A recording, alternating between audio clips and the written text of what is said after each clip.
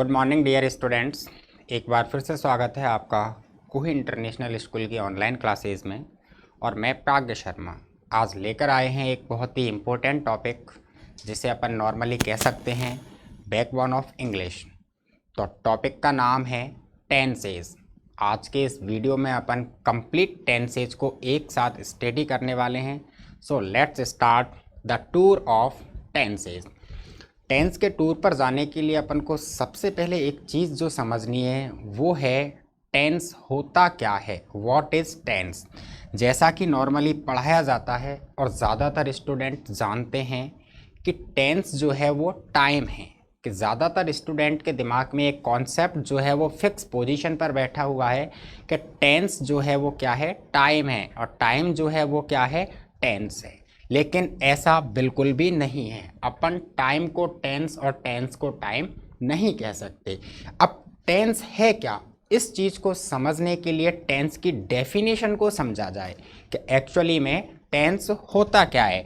तो अपन डेफिनेशन की ओर चलते हैं, बात करते हैं डेफिनेशन ऑफ टेंस की। तो टेंस क्रिया का वह रूप है जो सामान्यतः किसी कार्य के होने के समय के साथ उसके जारी रहने या फिर पूरे हो जाने की स्थिति को दर्शाता है। क्या है टेंस? क्रिया का एक ऐसा रूप जो कि किसी कार्य के होने के समय के साथ ही उसके जारी रहने, कि कोई कार्य चल रहा है या फिर उसके पूरे हो जाने की स्थिति, या फिर कोई कार्य पूरा हो गया है। इन दो चीज़ों को जो चीज़ क्लियर करती है उसी चीज़ को नाम दिया गया है टेंस। तो देखिए definition of tense, tense is the form taken by the verb. Tense क्रिया के द्वारा अपनाया गया वह रूप है टू इंडिकेट, जो कि दर्शाता है टाइम, समय को, आल्सो कंटिन्यूएंस, जारी रहती हुई अवस्था में, और कंप्लीटनेस या फिर पूर्ण हुई अवस्था में। क्लियर है? ये है डेफिनेशन ऑफ टेंस कि टेंस एक्चुअली में होता क्या है। तो इसलिए अपन कह सकते हैं कि कहीं ना कहीं जो टेंस है वो क्या है, वो tense combination of time and work, काम और समय, इसका मिला हुआ जो रूप है वो रूप क्या है, वही रूप है टेंस। तो ये तो अपन ने डेफिनेशन की बात करी टेंस की, कि टेंस की डेफिनेशन क्या होती है। अब टेंस की डेफिनेशन के आधार पर दो चीज़ें निकल कर आई। अपन ये कह सकते हैं कि टेंस में दो चीज़ें होती हैं जो मोस्ट इंपॉर्टेंट होती हैं। First is time and second is work, कि पहली चीज़ समय और दूसरी चीज़ कार्य। अब जैसा कि आप लोग बहुत अच्छी तरह से जानते हो कि समय जो होता है उसको तीन कैटेगरियों में डिवाइड किया गया है। फर्स्ट कैटेगरी इज प्रेजेंट, वर्तमान समय जो अभी चल रहा है, जैसे मैं आपको पढ़ा रहा हूँ, ये प्रेजेंट है, अभी चल रहा है। सेकंड कैटेगरी इज पास्ट, भूतकाल, वह समय जो गुजर चुका है। क्लियर?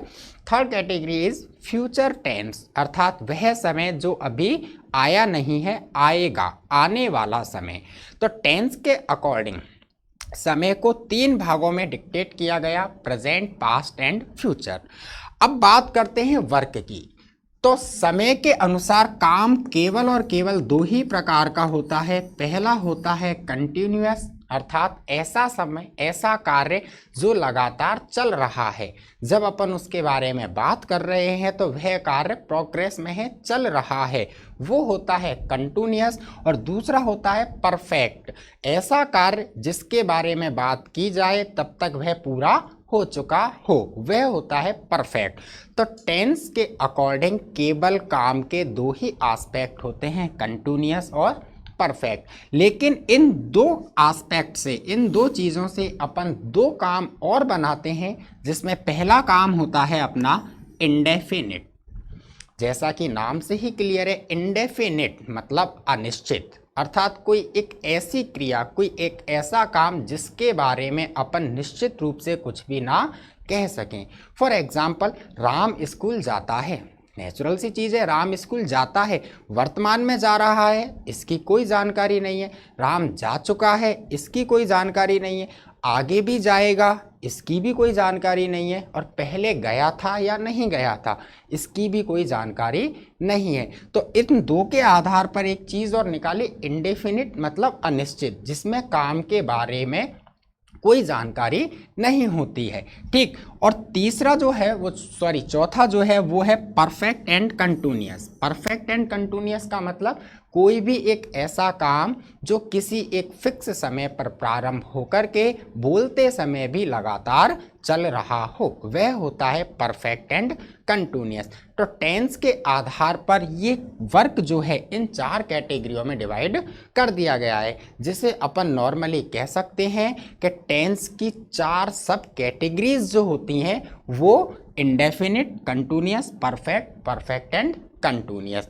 तो अगर अपन से पूछा जाए कि प्रेजेंट टेंस की 4 सब कैटेगरीज क्या होती हैं, तो पहली हो जाएगी प्रेजेंट इंडेफिनिट, दूसरी होगी प्रेजेंट कंटिन्यूअस, तीसरी होगी प्रेजेंट परफेक्ट और चौथी होगी प्रेजेंट परफेक्ट एंड कंटिन्यूअस। उसी प्रकार पास्ट की भी यही चारों सब कैटेगरीज होंगी और उसी प्रकार फ्यूचर की भी ये चारों ही सब कैटेगरीज हो जाएंगी, जैसे future indefinite, future continuous, future perfect and continuous. ठीक है, तो अब तक अपन को ये समझ में आ गया कि इंडेफिनिट मतलब अनिश्चित कार्य के बारे में जानकारी देने वाला, कंटिन्यूअस मतलब बोलते समय जारी रहने वाले वाक्य के बारे में जानकारी देने वाला, परफेक्ट मतलब बोलते समय जो काम पूरा हो चुका है, परफेक्ट एंड कंटिन्यूअस मतलब किसी एक फिक्स पॉइंट पर कार्य प्रारंभ होकर बोलते समय भी जारी रहेगा।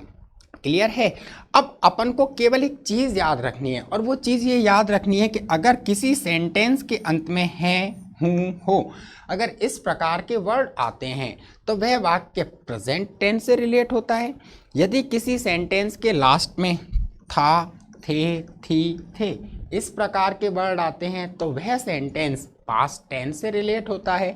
और यदि किसी सेंटेंस के लास्ट में गा, गे, गी इस प्रकार के शब्द आते हैं तो वह सेंटेंस फ्यूचर टेंस से रिलेट हो जाता है। तो इस प्रकार से अपन ये कह सकते हैं कि समय के आधार पर काम को 4 भागों में बांटा गया है और समय 3 भागों में पहले से बटा हुआ है। तो अपने पास पूरे टेंसों की संख्या हो जाती है 12। क्यों? क्योंकि प्रेजेंट के 4, फ्यूचर के 4 और पास्ट के 4, ये हुआ 3 चौक 12। आज अपन इस वीडियो में इन कंप्लीट 12 टेंसेज को एक साथ स्टडी करने वाले हैं, तो बने रहिए आप मेरे साथ। देखिए, अब अपन यहाँ पर बात करते हैं कुछ वाक्यों की, जिन वाक्यों के आधार पर अपन ये ध्यान में रखेंगे, जिससे ये पता लगाएंगे कि कौन सा वाक्य कौन से टेंस से संबंधित है। तो देखिए, पहला वाक्य, वह फुटबॉल खेल रहा है। रहा है किसको दर्शाता है?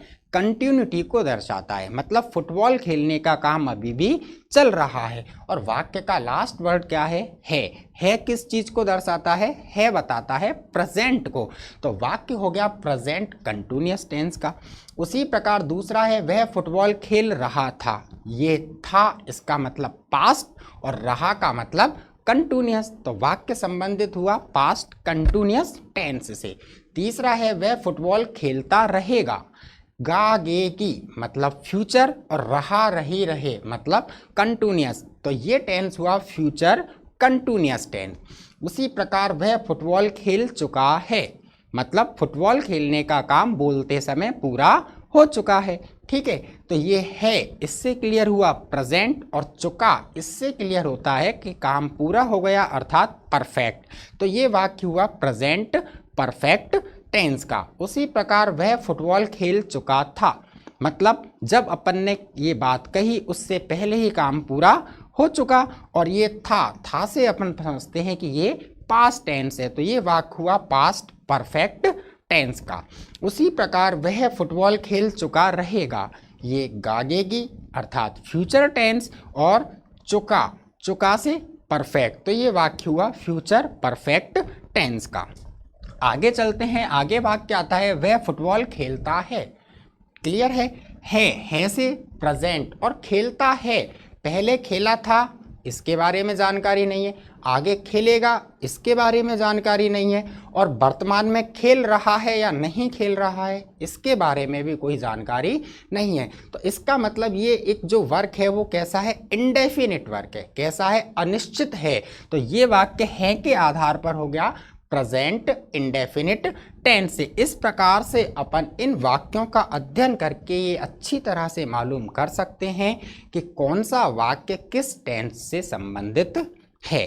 क्लियर है? ये तो हुई वाक्यों को पहचानने वाली बात। अब वाक्यों को पहचानने के बाद अपन के पास इंडेफिनिट है, कंटिन्यूअस है, परफेक्ट है और परफेक्ट एंड कंटिन्यूअस है। ये चार एस्पेक्ट हैं टेंसेज के।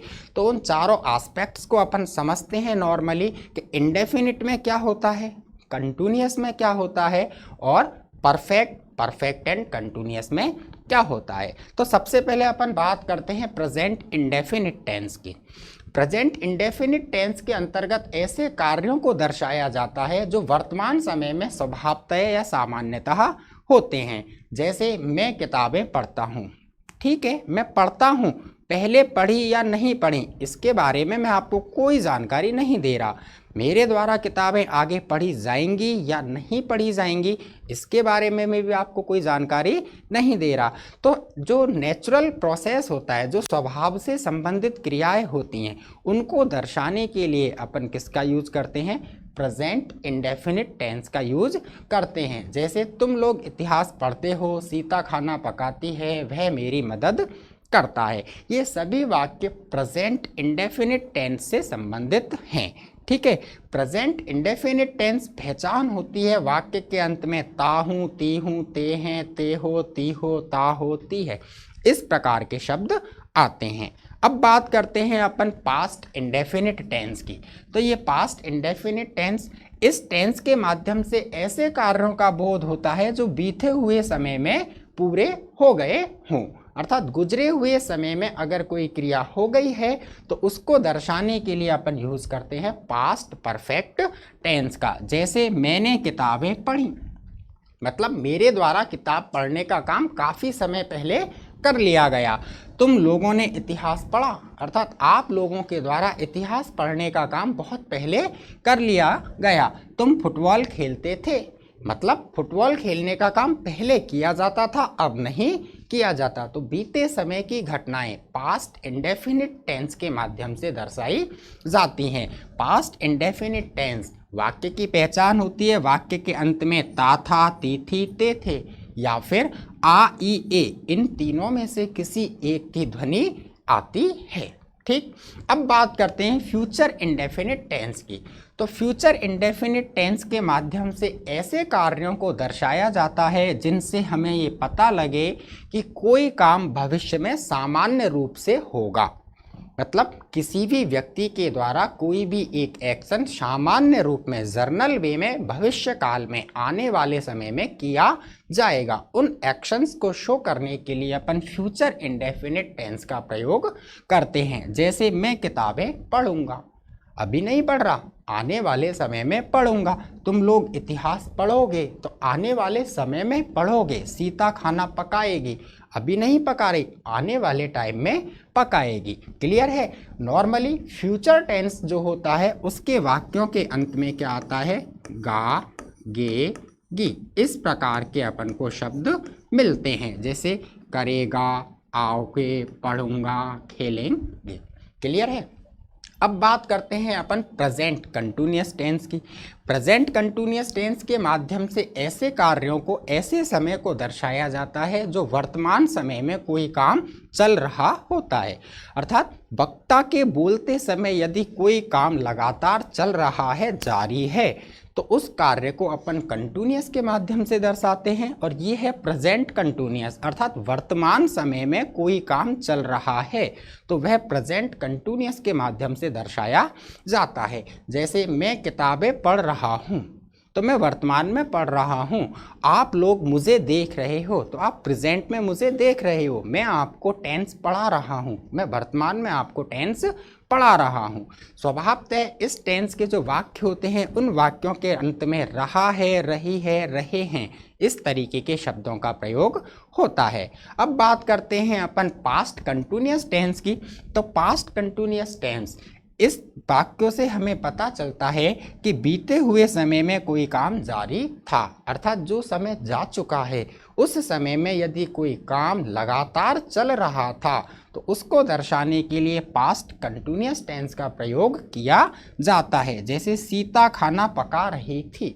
एक समय था जब सीता के द्वारा खाना पकाने का काम लगातार किया जा रहा था। तुम बर्गर खा रहे थे। ठीक है, नॉर्मली इस टेंस के वाक्यों में रहा था, रही थी, रहे थे, इस प्रकार के शब्दों का प्रयोग होता है। अब बात करते हैं फ्यूचर कंटिन्यूअस टेंस की।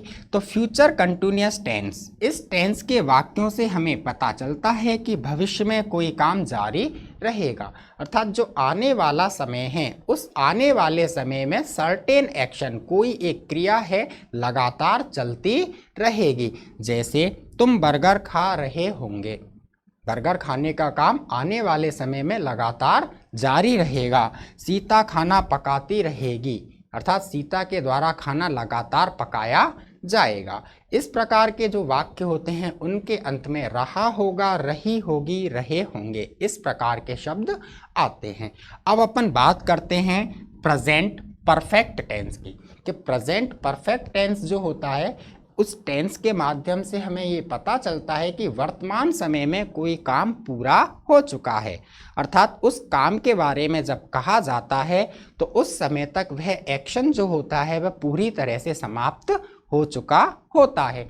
जैसे वह मेरी मदद कर चुका है, तो हेल्प करने का जो काम है वह पूरा हो गया है। हम लोग क्रिकेट खेल चुके हैं, हमारे द्वारा क्रिकेट खेलने का काम वर्तमान समय तक पूरा हो चुका है। वाक्यों के अंत में चुका हूँ, चुकी हूँ, चुके हो, चुका है या फिर चुके हैं, इस प्रकार के शब्द आते हैं। अब बात करते हैं अपन पास्ट परफेक्ट टेंस की। तो जो ये पहचान है, इसी पहचान के अंत में अपन को था थी लगा देना है तो हो जाएगा पास्ट परफेक्ट, अर्थात बीते हुए समय में कोई काम किसी एक निश्चित समय तक पूरा हो चुका हो, उसको दर्शाने के लिए अपन प्रयोग में लेते हैं पास्ट परफेक्ट टेंस का। जैसे मैं किताबें पढ़ चुका था, निश्चित सी वाक्य अपने आप में अधूरा लगता है। मैं किताबें पढ़ चुका था, अर्थात अपन ये कहें कि उसके आने तक मैं किताबें पढ़ चुका था।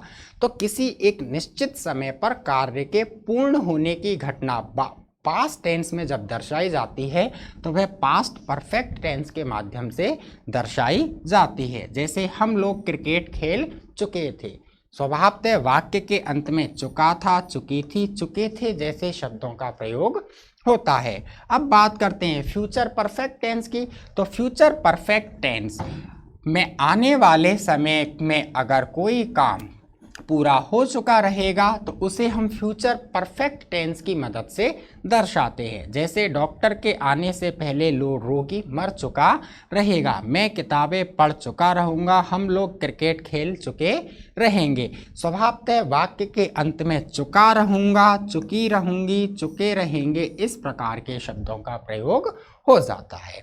अब अपन चलते हैं present perfect and continuous tense की ओर। परफेक्ट मतलब पूरा हो जाना और कंटिन्यूअस का मतलब लगातार जारी रहना। तो यहाँ परफेक्ट का जो मतलब है वो मतलब है एक फिक्स टाइम से, मतलब कोई काम एक नियत समय पर प्रारंभ होकर के बोलते समय में भी चलेगा, जारी रहेगा। अर्थात इस टेंस के वाक्यों से हमें यह पता चलता है कि काम किसी फिक्स समय से शुरू होकर अभी तक जारी है। जैसे हम 4 बजे से क्रिकेट खेल रहे हैं, तो ये टाइम है, 4 बजे खेलना प्रारंभ कर दिया और खेलने का काम अभी भी चल रहा है। उसी प्रकार वह सुबह से मेरी मदद कर रहा है, तो मदद करने का काम अभी भी चल रहा है लेकिन मदद करने का काम सुबह से प्रारंभ हो गया। तो ये है प्रेजेंट परफेक्ट कंटिन्यूअस टेंस। यदि इन्हीं वाक्यों के अंत में था, थे, थी लगा दिया जाएगा तो वह बन जाएगा past perfect and continuous tense. क्या करना है अपन को, अंत में था, थे और थी ये लगा देना है, तो वो क्या बन जाएगा, वो बन जाएगा past perfect and continuous tense. आगे बात समझ में, जैसे फॉर एग्जाम्पल ही अपन इसको कहें, मैं 1 घंटे से किताबें पढ़ रहा था। भूतकाल था, थे, थी और 1 घंटा कहीं ना कहीं काम निश्चित समय पर प्रारंभ हुआ और वो लगातार चल रहा था। क्लियर है। अब बात करते हैं फ्यूचर परफेक्ट एंड कंटिन्यूअस की। अगर कोई काम भविष्य में किसी समय से जारी रहेगा तो उसे हम कहेंगे फ्यूचर परफेक्ट कंटिन्यूअस टेंस। जैसे तुम आधा घंटे से बर्गर खाते रहोगे, भविष्य का समय है, भविष्य में कोई एक समय आएगा जिस समय वह आधा घंटे से बर्गर खाने का काम लगातार जारी रखेगा। उसी प्रकार तुम 3 साल से इतिहास पढ़ते रहोगे, तो 3 साल आने वाले समय में उसको इतिहास पढ़ते हुए 3 साल होंगे और वह पढ़ने का काम लगातार जारी रखेगा। क्लियर है। तो ये अपन ने समझा इंडेफिनिट के पास्ट, प्रेजेंट और फ्यूचर इंडेफिनिट किन कार्यों को दर्शाता है। उसी प्रकार प्रेजेंट कंटिन्यूअस, पास्ट कंटिन्यूअस और फ्यूचर कंटिन्यूअस किन कार्यों को दर्शाता है। प्रेजेंट परफेक्ट, पास्ट परफेक्ट और फ्यूचर परफेक्ट किन कार्यों को दर्शाता है। At last present perfect and continuous, past perfect and continuous, future perfect and continuous किस प्रकार के कार्यों को दर्शाने का काम करते हैं। क्लियर हुई यहाँ तक की बात। अब अपन बात करते हैं ट्रांसलेशन की, कि यदि प्रेजेंट इंडेफिनिट का सेंटेंस है तो उसको ट्रांसलेट कैसे करेंगे, पास्ट इंडेफिनिट का सेंटेंस है तो उसको ट्रांसलेट कैसे करेंगे। क्यों, क्योंकि मेन मोटिव अपन का है हिंदी वाक्यों को इंग्लिश में ट्रांसलेट किस प्रकार किया जाए। तो अपन चलते हैं प्रेजेंट इंडेफिनिट की ओर। देखिए प्रेजेंट इंडेफिनिट जो होता है उस टेंस के वाक्यों के अंत में ता है, ती है, ते हैं इस प्रकार के शब्द आते हैं। और जब इस प्रकार के शब्द आते हैं तो सिंपल सेंटेंसेस को बनाने के लिए अपन वर्ब फर्स्ट या वर्ब फर्स्ट के साथ एस या ईएस का प्रयोग करते हैं। यदि वाक्य का सब्जेक्ट जो है, क्या है, वाक्य का सब्जेक्ट, यदि सब्जेक्ट अपना सिंगुलर नाउन है तो अपन क्या लिखेंगे, वर्ब फर्स्ट में एस या ईएस। और यदि वाक्य का सब्जेक्ट अपने पास प्लूरल नाउन है तो अपन केवल क्या लिखेंगे, verb first. For example Ram pledge cricket, Ram cricket खेलता है, ये सब्जेक्ट हो गया राम। ठीक, राम जो था वो क्या था, सिंगुलर नाउन। तो सिंगुलर नाउन में क्या होता है, वर्ब फर्स्ट के साथ एस या ईएस जोड़ा जाता है। तो ये खेलना, ये वर्ब हो गई, प्ले इसमें एस जोड़ दिया, प्लेज, और ये हो गया क्रिकेट। क्लियर है। Second is I play cricket. अब वाक्य का सब्जेक्ट हुआ आई जो कि एक प्लूरल प्रोनाउन होता है। अब आई प्लूरल है तो केवल क्या यूज होगा, वर्ब फर्स्ट। तो ये हो गई verb first play cricket. Clear है। अब बात करते हैं अपन पास्ट इंडेफिनिट टेंस की, कि पास्ट इंडेफिनिट टेंस आइडेंटिफिकेशन होती है आ, ई, ए या फिर ता, था, ती, थी, ते थे। या तो आ, ई, ए से रिलेटेड कोई एक साउंड होगा या फिर ता, था, ती, थी, ते थे अंतिम वर्ड होंगे।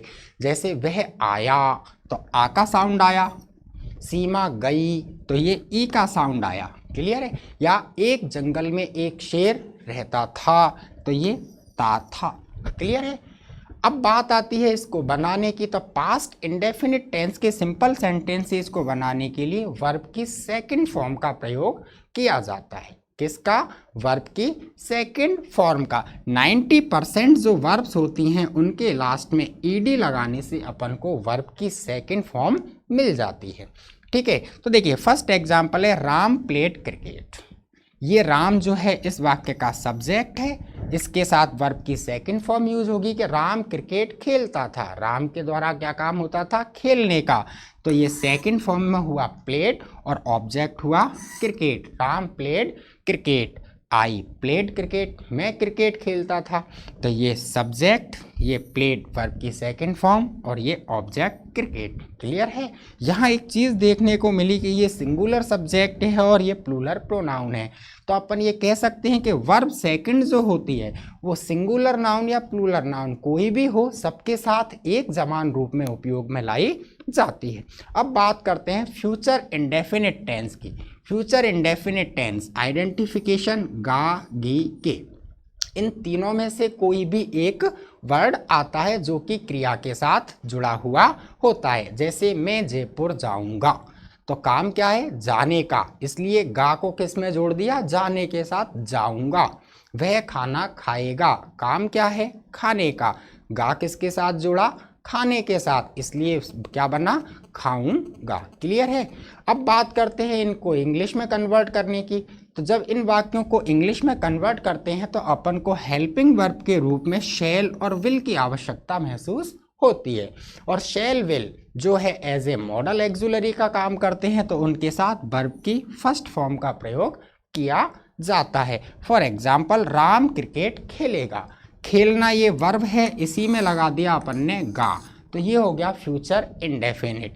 सब्जेक्टिव पोजीशन पर आएगा राम, ठीक। राम के बाद शैल विल में से एक यूज होगा। तो शैल जो होता है वो होता है आई और वी के साथ, बाकी सबके साथ क्या यूज होता है? विल। तो राम के साथ यूज हुआ विल, वर्ब की फर्स्ट फॉर्म के रूप में आया प्ले और ऑब्जेक्ट हुआ क्रिकेट। सेंटेंस कंप्लीट हुआ, राम विल प्ले क्रिकेट। ठीक है, ये हुए तीनों टेंसेस के इंडेफिनिट सेक्शन। अब अपन चलते हैं कंटिन्यूअस की ओर कि कंटिन्यूअस को किस प्रकार ट्रांसलेट करेंगे। तो सबसे पहले आता है प्रेजेंट कंटिन्यूअस। आइडेंटिफिकेशन होती है रहा है, रही है, रहे हैं। क्लियर है। जब प्रेजेंट कंटिन्यूअस की बात करते हैं तो अपन को एक्सुलरी वर्ब के रूप में इज, एम, आर और इसके साथ वर्ब फर्स्ट में आईएनजी की आवश्यकता होती है। जैसे मैं घर जा रहा हूँ। क्लियर है। तो फर्स्ट ट्रांसलेट करते हैं अपन, Ram is playing cricket, Ram cricket खेल रहा है। सब्जेक्ट हुआ राम, राम के बाद इज, एम, आर में से एक चीज लगाई इज। क्यों? क्योंकि इज किसके साथ आता है? सिंगुलर नाउन के साथ। आर किसके साथ आता है? प्लूरल नाउन के साथ। और आई एम किसके साथ आता है? केवल आई के साथ। तो राम सिंगुलर है, इसलिए इज, वर्ब फर्स्ट में आईएनजी लगाया, ये बना प्लेइंग और ये बना cricket. Ram is playing cricket. अब चलते हैं पास्ट कंटिन्यूअस की ओर। तो पास्ट कंटिन्यूअस आइडेंटिफिकेशन है रहा था, रही थी, रहे थे। ठीक। अब अपन ने एक चीज देखी कि कंटिन्यूअस जहां आया वहां पर अपन ने एक काम किया, वर्ब में आईएनजी लगा दिया। तो नेचुरल सी चीज है, जहां भी कंटिन्यूअस आएगा वर्ब में आईएनजी लग जाएगा। तो पास्ट कंटिन्यूअस की बात करते हैं तो अपन को आवश्यकता महसूस होती है वाज और वर की। वॉज कहाँ आता है? Singular noun. और वर कहाँ आता है? Plural noun. और वर्ब में आईएनजी। सिंपल है ना। देखिए फर्स्ट है Ram was playing cricket, Ram cricket खेल रहा था, रहा था आ गया। राम सब्जेक्ट हुआ, वॉज वर्ब में से एक, राम सिंगुलर है तो वॉज, वर्ब में आईएनजी प्लेइंग और ये क्रिकेट। ठीक। अब बात करते हैं अपन फ्यूचर कंटिन्यूअस टेंस की। तो फ्यूचर कंटिन्यूअस में रहा होगा, रही होगी, रहे होंगे, ये आइडेंटिफिकेशन है। इस प्रकार के शब्द वाक्य के अंत में मिलेंगे। ठीक। अब कंटिन्यूअस है तो निश्चित है क्या होगा? वर्ब में आईएनजी लग जाएगा और एक्सुलरी वर्ब के रूप में यूज हो जाएगा विल बी और शैल बी। क्लियर है। देखिए राम क्रिकेट खेल रहा होगा, ये रहा होगा मतलब future continuous. Subject Ram, shall be और विल बी में से एक, तो ये होगा विल बी, वर्ब में आईएनजी लगाया प्लेइंग और ये cricket, Ram will be playing cricket. ये हुआ कंटिन्यूअस सेक्शन। अब बात करते हैं अपन परफेक्ट की। तो परफेक्ट सेक्शन में चलते हैं। तो पहला आता है प्रेजेंट परफेक्ट। आइडेंटिफिकेशन है प्रेजेंट परफेक्ट की, चुका है, चुकी है, चुके हैं, या फिर लिया है, किया है, हुआ है। मतलब कोई भी काम कहते समय पूरा हो चुका है। जब ऐसे कार्यों को दर्शाते हैं तो उनको ऑक्सिलरी वर्ब हैज़ हैव की सहायता से बनाया जाता है। हैज़ हैव यदि इनके साथ वर्ब की थर्ड फॉर्म आती है तो हैज़ हैव ऑक्सिलरी वर्ब के रूप में प्रयोग होते हैं, और यदि हैज़ हैव सिंगल आते हैं तो ये मेन वर्ब का काम करते हैं। ठीक। वी हैव प्लेड क्रिकेट, हम क्रिकेट खेल चुके हैं। वी जो है वो वाक्य का सब्जेक्ट है। हैज़ हैव में से एक यूज हुआ तो ये हो गया वी, प्लूरल है इसलिए हैव, वर्ब की थर्ड फॉर्म हो गई प्लेड और ऑब्जेक्ट के रूप में आ गया क्रिकेट। सेंटेंस बना वी हैव प्लेड क्रिकेट। बात करते हैं पास्ट परफेक्ट टेंस की, तो पास्ट परफेक्ट में चुका था, चुकी थी, चुके थे, लिया था, किया था या हुआ था। क्लियर है। परफेक्ट टेंस है तो परफेक्ट टेंस में अपन ने एक चीज नोट कर ली कि हमेशा क्या यूज होगा, वर्ब की थर्ड फॉर्म। जैसा कि कंटिन्यूअस में क्या था, वर्ब के साथ आईएनजी, उसी प्रकार परफेक्ट में क्या होगा, वर्ब की थर्ड फॉर्म। तो स्ट्रक्चर बनेगा सब्जेक्ट, हेड, वर्ब थर्ड और object. Ram had played cricket, Ram cricket खेल चुका था। राम सब्जेक्ट हो गया, उसके बाद हैड लगा दिया, उसके बाद वर्ब की थर्ड फॉर्म लगा दी प्लेड, और उसके बाद ऑब्जेक्ट लगाया अपन ने क्रिकेट। क्लियर। अब बात करते हैं फ्यूचर परफेक्ट टेंस की, तो फ्यूचर परफेक्ट में है चुका होगा, चुकी होगी, चुके होंगे, लिया होगा या फिर किया होगा। ठीक। परफेक्ट है तो यहाँ भी वर्ब थर्ड का ही यूज होगा, और इस टेंस की ऑक्सिलरी वर्ब जो हैं वो होती हैं will have and shall have, और ये verb third. For example Ram will have played cricket, Ram cricket खेल चुका होगा। ठीक। ये सब्जेक्ट हुआ, auxiliary I will have, verb third हुई प्लेड और ऑब्जेक्ट हुआ क्रिकेट। अब अपन बात करते हैं परफेक्ट एंड कंटिन्यूअस टेंस की, तो उसमें पहला आता है अपने पास present perfect and continuous tense. मतलब कोई भी काम एक फिक्स समय से प्रारंभ होकर के लगातार चलता रहता है, उसको बोलते हैं परफेक्ट एंड कंटिन्यूअस टेंस। तो प्रेजेंट परफेक्ट एंड कंटिन्यूअस वाक्य की आइडेंटिफिकेशन होती है, वाक्य में से रहा है, से रही है, से रहे हैं का प्रयोग होता है। अर्थात वाक्य में कहीं ना कहीं समय होता है और समय सूचक शब्द के बाद से शब्द का प्रयोग हो जाता है। इस टेंस की ऑक्सिलरी वर्ब है हैज, हैव प्लस बीन, अर्थात हैज बीन और हैव बीन। कंटिन्यूअस है तो वर्ब में आईएनजी लगना स्वाभाविक है। एक नई चीज आई अपने पास के वाक्य में टाइम होता है, टाइम को इंडिकेट करने के लिए से का प्रयोग होता है। इंग्लिश में इसी टाइम को इंडिकेट करने के लिए सिंस फोर का यूज हो जाता है। सिंस होता है पॉइंट ऑफ टाइम के लिए और फोर होता है पीरियड ऑफ टाइम के लिए। क्लियर है। देखिए राम सुबह से क्रिकेट खेल रहा है, ये सुबह जो है ये टाइम है, उसको इंडिकेट करने के लिए से शब्द का प्रयोग हुआ, और रहा है से कंटिन्यूअस बना दिया, और है से प्रेजेंट, तो कंप्लीट हुआ present perfect and continuous. Translate करें सब्जेक्ट तो ये हो गया राम, हैज़ बीन और हैव बीन में से एक यूज होगा तो ये हो जाएगा हैज़ बीन, वर्ब में आईएनजी यूज होगा तो ये हो जाएगा प्लेइंग, ऑब्जेक्ट हो जाएगा क्रिकेट, और टाइम को इंडिकेट करने के लिए सिंस फोर में से एक चीज़ लगानी है, तो मॉर्निंग जो है वो पॉइंट ऑफ टाइम है तो ये हो जाएगा since morning. Ram has been playing cricket since morning. अब बात करते हैं अपन past perfect and continuous tense की। आइडेंटिफिकेशन होगी से रहा था, से रही थी, से रहे थे। क्लियर है। इस से एक चीज वापस अपनी समझ में आ गई कि इसका मतलब टाइम दिया होगा, और उसको इंग्लिश में ट्रांसलेट करने के लिए सिंस फोर का यूज होगा। इस टेंस की ऑक्सिलरी वर्ब होती है हैड बीन। क्लियर। राम सुबह से क्रिकेट खेल रहा था, ये सुबह टाइम, ये से समय सूचक शब्द के लिए, और ये रहा था मतलब पास्ट। क्लियर है। देखिए Ram had been playing cricket since morning, Ram subject हुआ, हैड बीन ऑक्सिलरी हो गई, प्लेइंग मेन वर्ब में आईएनजी हो गया, क्रिकेट ऑब्जेक्ट है, सिंस टाइम पीरियड को दर्शाने के लिए यूज किया। Ram had been playing cricket since morning. Clear हुआ है। अब बात करते हैं अंतिम जो है future perfect and continuous tense. ठीक। आइडेंटिफिकेशन से रहा होगा, से रही होगी, से रहे होंगे।